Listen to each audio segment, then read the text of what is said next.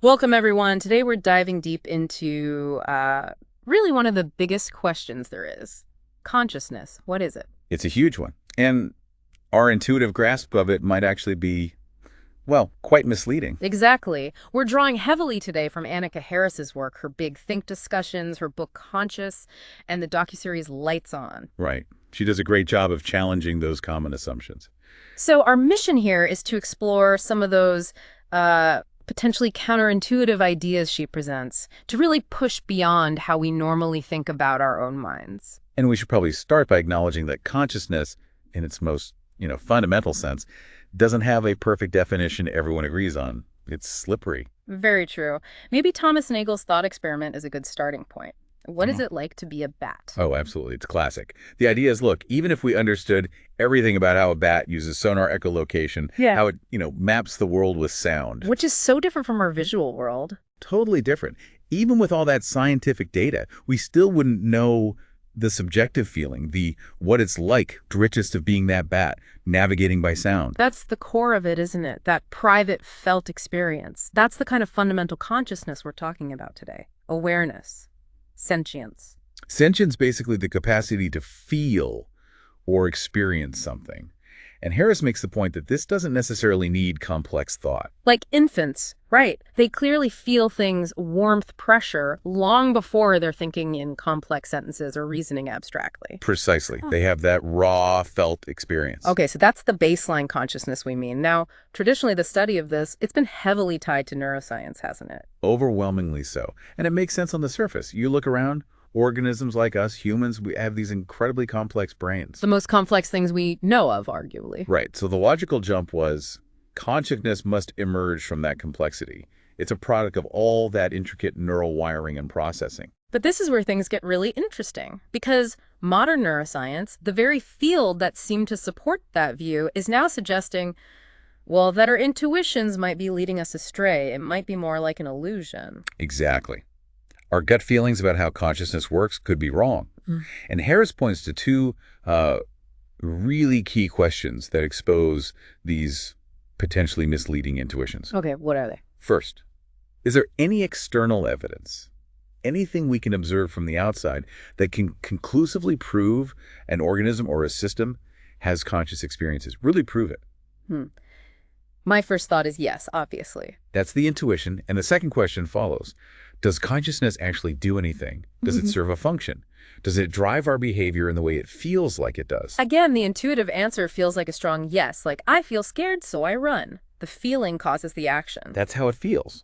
So let's unpack that first one, the idea that behavior is a reliable sign of consciousness. Okay. Like, if I meet a friend at the airport, haven't seen them in ages, and they break into this huge smile, maybe laugh, give me a hug, surely that's proof they're consciously happy to see me. It seems utterly self-evident, doesn't it? Yeah. You'd bet your house on it. I probably would. But then, Harris brings up the case of Jean-Dominique Babi.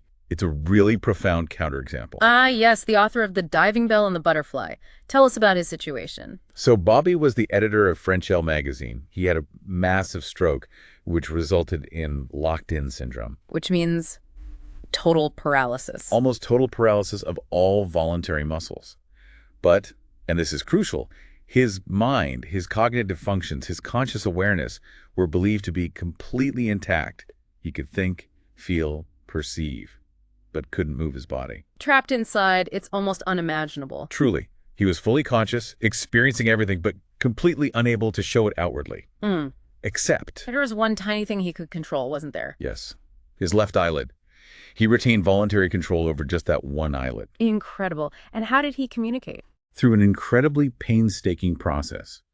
Someone would recite the alphabet, ordered by frequency of use in French, and he would blink his left eyelid when they reached the correct letter by letter, word by word. And he read an entire book that way. An entire memoir, The Diving Bell and the Butterfly.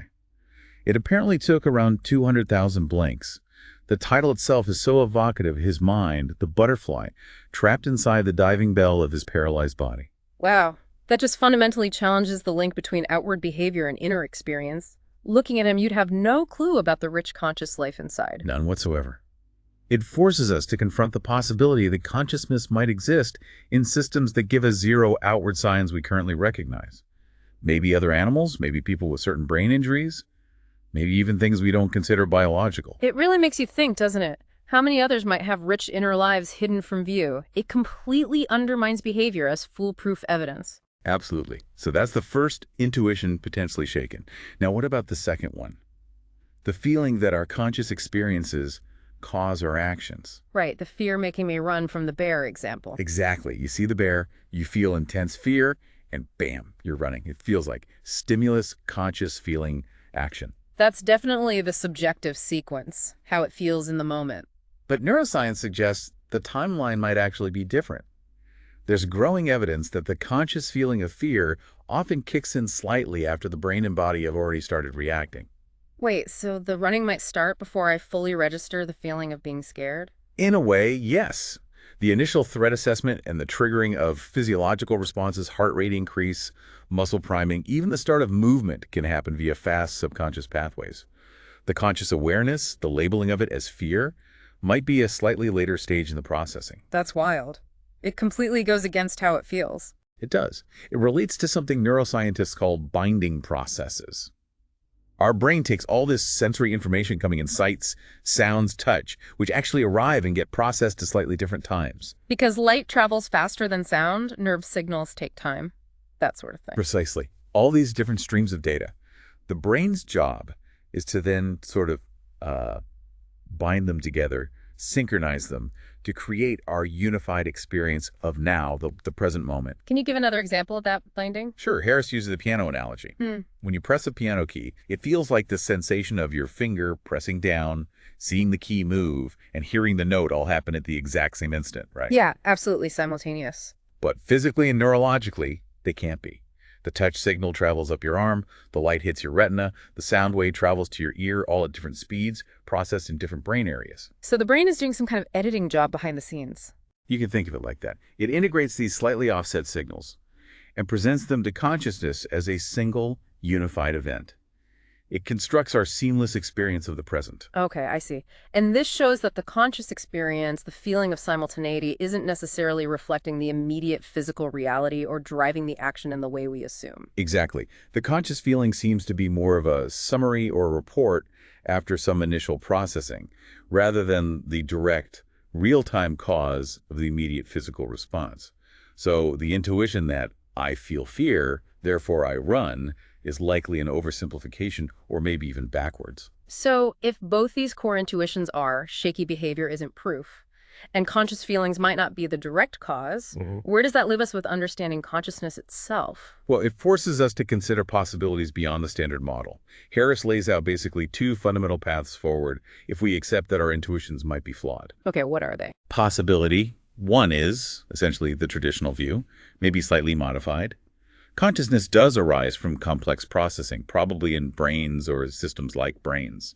It's an emergent phenomenon, but maybe the link between complexity, behavior, and the feeling of control isn't as straightforward as we thought. Right. So consciousness is still tied to complex systems, just perhaps in ways we don't fully grasp yet. Yes. And the second possibility is much more radical. Which is? That consciousness isn't an emergent property of complex systems at all. Instead, it's a fundamental property of nature itself, something basic like mass or charge or gravity. It's just part of the fabric of reality. Whoa. So not just in brains, but everywhere, in everything. Potentially, in some form. That's the idea of panpsychism, or at least views related to it. If consciousness is fundamental, it wouldn't necessarily require a complex biological brain to exist. That opens up some pretty mind-bending implications, like could experiences be shared between systems in ways we can't imagine? Harris mentions Einstein, right? Yeah, it's an interesting analogy. Einstein had these incredibly deep intuitions about space-time, about relativity, that were apparently very hard for him to articulate initially. They were almost like a direct perception of reality that others couldn't access. Until he translated them into the language of physics and math. Exactly. So the thought is, if consciousness is fundamental, could there be forms of knowing or experiencing or even connecting between conscious systems that are currently outside our ability to conceptualize or communicate? It's a fascinating, if speculative, idea, and it immediately brings up huge ethical questions too, doesn't it? Huge. If consciousness isn't limited to humans or mammals or even animals, then where does subjective experience and, crucially, the capacity to suffer actually exist? We already grapple with animal welfare, like knowing dogs feel pain. But if consciousness is more widespread, Then our current ethical frameworks might be radically insufficient. We might have obligations to systems we currently treat as inert or non-sentient. Harris talks about that thought experiment she does, right? Imagining plants as conscious on a hike. Yes, just trying on the perspective. What if these plants around me are having some kind of subjective experience? Even if it's totally alien to ours, how does that change how I perceive this forest, how I interact with it? It definitely shifts your perspective. It makes you see the world not just as a collection of objects, but potentially as a vast network of experiencing subjects. Even if it's just a thought experiment, it highlights how much our anthropocentric biases might be limiting our understanding. So, wrapping this up, it seems the core takeaway from engaging with Harris's work is that we really need to question our deepest intuitions about consciousness, what it is, where it is, and what it does. Absolutely. Our common sense view might be deeply flawed. The link to behavior, the feeling of direct control, these might be more like user interface simplifications rather than reflections of the underlying reality. It leaves you wondering, doesn't it? And maybe that's the thought to leave you, our listener, with today. If our intuitions about something so intimate, so central to our being as consciousness, can be so fundamentally challenged, what else might we be misunderstanding about reality? Could sentience, the capacity for experience, be far more widespread than we currently imagine?